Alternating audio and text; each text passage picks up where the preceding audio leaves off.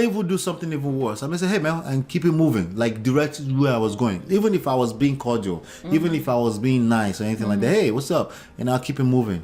Like nothing. Oh, did you? And then I will put her in a position where she was like, that's my ex-husband. And like, you serious? And then that nigga will be like, you serious? And then the guy will be jealous for the rest of his life. Right? So that's the way you should move as a gentleman, at least.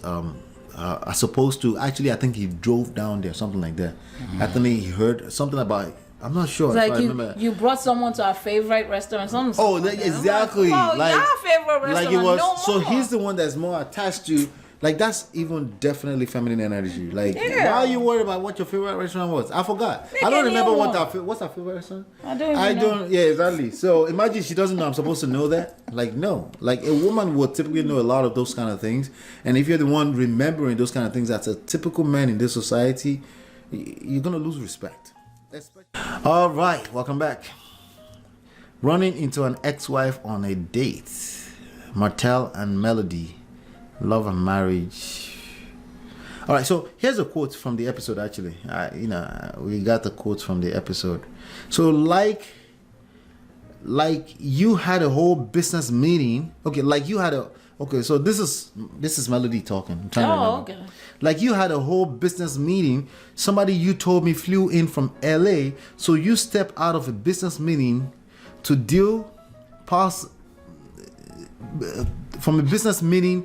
Deal possibility to address your ex-wife about her being out in public with someone. That's what Melody said. You remember that scene? I remember the scene. Right. I remember the scene. And what was he doing? It was like, yeah, I did. Martell. Right? It's real. The struggle is really real for him. Right? Like, yeah, I did. Right? So what do you think about that? Like, about that? So you run to an ex-wife on a date. Do I have the right to dismantle the whole thing? Like, or to go up to them and say hello? I just wanted to say hello. You look beautiful today, ex-wife. You know what? Let's say this. If I had an ex-husband and I saw him in public with a woman, if I go to them and say something to them, me personally, that means I'm still interested. But if I'm indifferent, I will not say one word. I'm that proud. Like F those people. Because I see you're that arrogant. Yes, I am. Like I'm not saying ish to you for what? So I can give you attention. So I can give you attention. You're looking for attention. So you can feel special. And now the girl is feeling like something brand new. I beg. Yeah. I'll just keep walking. But it can be painful, because Martell seems to be the one that is he's very interested. He still wants Mel. Right. That's why he's acting that way. If he doesn't want Mel, I mean, as a man, he can still say hello. Do you think Mel wants him? There are things Melody. that... Oh, by the way, sorry. We're talking about a show on OWN Network called Love and Marriage Huntsville. Yeah. Alabama. Yeah. All right, so... the way Mel reacts... so we react to it and, so... The way she reacts sometimes hints to me that if he got his ish together, she can easily go back to him. Yes. Because they have history. That's super easy. They have so much history. What is not super easy way back. is not him getting his shit together. That is super hard. That's hard. Yeah. So that's directly attached. I think Melody is nothing. Like anybody can attract her, especially if they have history. That's easy. That's extremely easy. But I think him not looking at things again as unfair. This is not fair. This is unfair. Him not competing with this lady. He's always competing. It's extremely hard for him. It is hard for him. Honestly, I want to have faith in Martell, but I just don't see it happening. Because it gets triggered very quickly. Very easy. Like he just goes like, okay. Like if you like, who wants to be with a guy like this? Last night, I'm gonna spare the actual conversation. At one point, you said, "What's the word you use?" I don't know. You caught my attention for something. I didn't know what you were talking about, but somehow I just heard it and then you said, "What's the word?" You said, "Calm down." I said, "Babe, calm down." Now it's not about the calm down. It's about to go left right now. Yeah, it's not about the calm down. It's the energy she was shooting at me when she said that. Like, babe, calm down. Many men will be triggered by that. Wow. Right? It starts with something. What do you mean, calm down? Even that face I just made right there. Then she's gonna receive as an attack, and then she will attack and fire back and forth. Before you know it, we're in a funk. Right. Right. Martell is the kind of guy that can't let that slide. Right. What you mean, calm down? You calm down too. You shut the fuck up. Yeah, he'll say that. He'll say that. Right. Whatever you say, it will multiply it. And it's not his job to multiply. It's actually Mel's job to multiply. He needs to calm down. So is it his feminine energy? Yeah, he is always in his He rests in his femininity.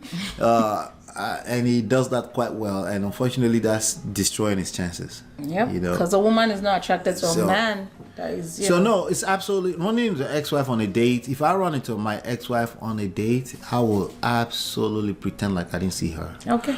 Obviously, there's a reason why I'm there. I'm a guy on a purpose, and I will steal my purpose. Even when I run into my wife my ex-wife, I may even do something even worse. I may say, "Hey, man," and keep it moving, like directed where I was going. Even if I was being cordial, even if I was being nice or anything like that. Hey, what's up? And I'll keep it moving.